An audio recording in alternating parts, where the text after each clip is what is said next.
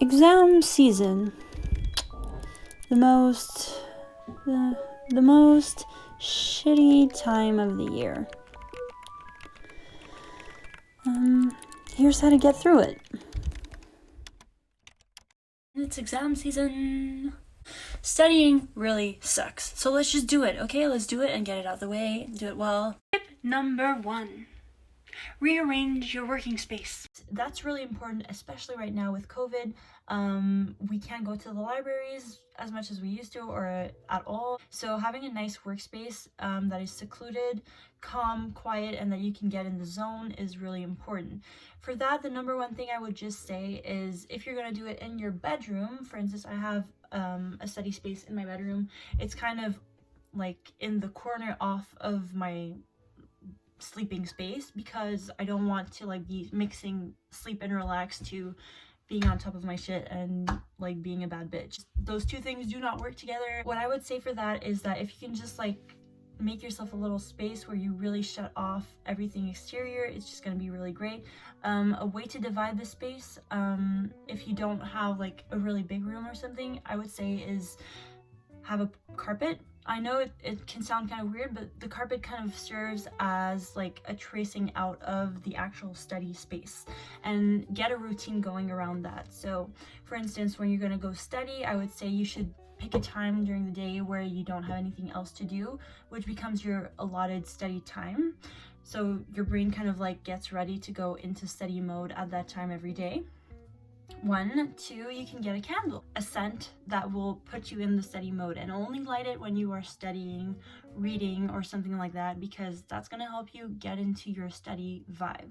You can put some chill playlist like lo-fi beats in the background if that helps you too. Also make sure to clear out the clutter. Make sure that the only things that you have near you or on your desk are what are going to be necessary to the work that you're doing. Don't need your phone, leave your phone away, put it on airplane mode. Also put a program on your computer that keeps you from going on Facebook, Instagram, YouTube, all these things.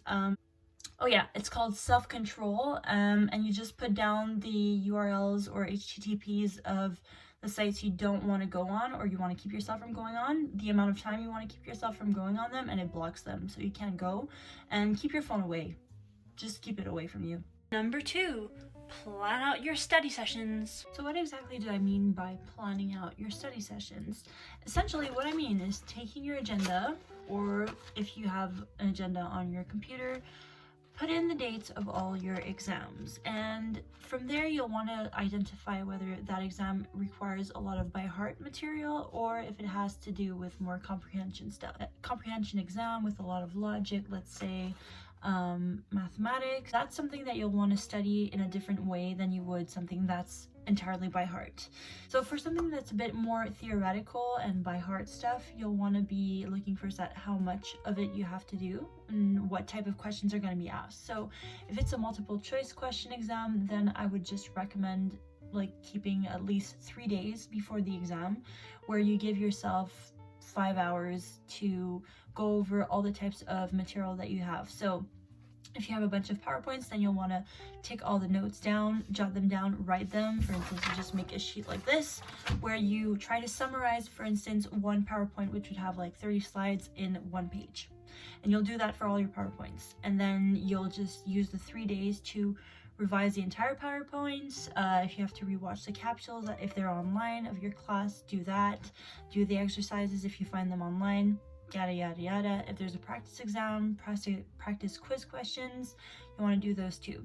So for by heart material, you can kind of give yourself a little less time and study closer to the date because it's by heart, and if it's multiple choice, you know, you do what you have to do. If it's a bit more theory focused, but not multiple choice question, then I would give myself 1 more day and I would practice a lot with the practice exam. Try to be your own teacher.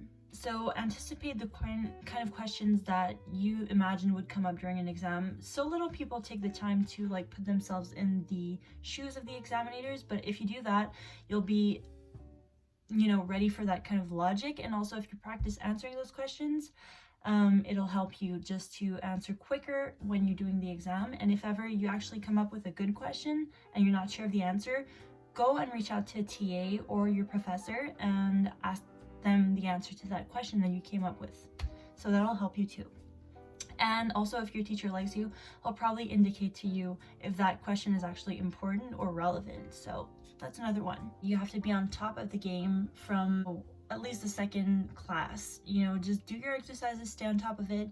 But you don't, like, if you're trying to understand logic, like, right before an exam, it just won't stick. So don't do that to yourself, because the gamble is not going to work out for you very well. So number 3, organize the fuck out of your notes. So what I mean by that essentially is that hopefully during the session you've been taking down notes of what the teacher said, and you have your homework, you have your practice exams, all that stuff. The order of revision for me generally will be, I look at all the slides that we have for a certain course. I'll look at the notes that I took during the class, or said, like the teacher said, this was important, that was important, I just highlight those. Then I'll start making a resume of that. So that's the condensed version of my PowerPoint slides, and that's what I'm going to study with mainly. And then you want to take out for instance, the coursework that you have with that, any kind of project that you had to work on, and I'll go over the main repetitive concepts that are always there. And also I'll highlight a few like random ones that we didn't really cover that much, because sometimes teacher just like takes that exception thing that you don't think is going to be on the exam and it's on the exam. So I just do myself a favor and I at least read over those things. And then you'll want to do the practice exams. And when you do the practice exams, you have to make sure that your main, like the bulk of your study has been done already, like 75%, 80% of your study is done. You would think that at this point you could do the exam and get an okay grade on it. Then you do the practice exam. It shows you what you're really not good at, and when you're sure on those things, you can go and study hard on whatever it is that you didn't understand so far. And make sure that you don't do the practice exams at the last minute. You want to give yourself at least 3 or 4 days before the exam, and then if you have any questions, write them to your teacher. Don't be shy, that's their job. Luck scoring got A+. Let me know if it worked for you.